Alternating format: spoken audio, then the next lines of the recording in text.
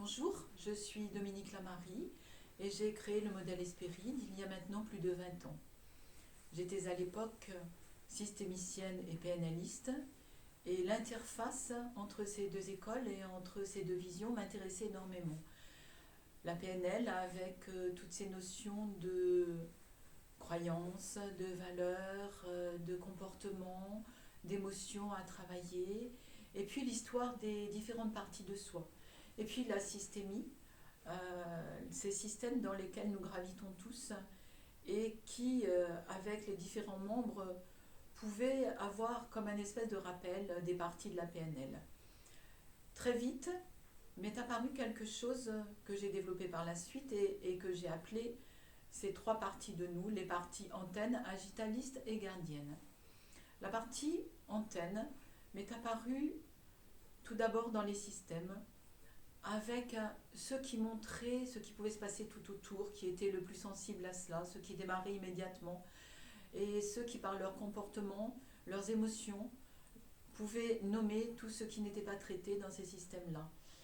La partie agitaliste d'un système, c'était toutes ces personnes qui, en voyant les antennes réagir de cette façon, se précipitaient vers eux et essayaient de comprendre d'où ça venait, ce qu'on pouvait y faire, qui pouvait agir, d'où pouvait émaner ce problème, etc.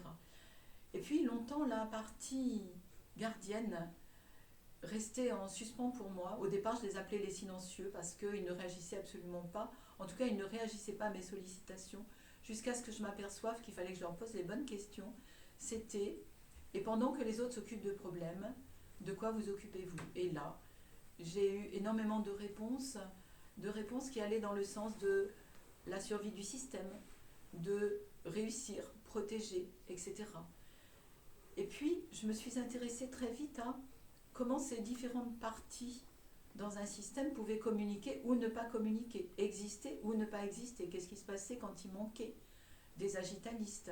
Ces agitalistes qui sont ceux qui sont prêts à agiter le système, qui sont prêts à tout analyser. Qu'est-ce qui se passait lorsqu'il y avait un déséquilibre? Et c'est là que je me suis aperçue d'hypothèses incroyables que l'on pouvait développer en faisant ces observations. Parallèlement, je me suis aperçue également qu'en tout être humain, les trois parties existaient et que de la même façon, pour être en équilibre, il fallait pouvoir savoir communiquer avec ces parties en interne, savoir les repérer, savoir s'en servir dans les bons contextes.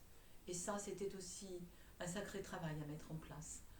Donc, je me suis intéressée à l'interface, le système, ce qui se passe dans l'être humain et le modèle Hespéride est né. Pourquoi Hespéride? C'est une histoire de mythologie grecque. Les trois sœurs qui devaient s'entendre pour garder la pomme d'or, ce qu'il y avait de plus sacré en soi.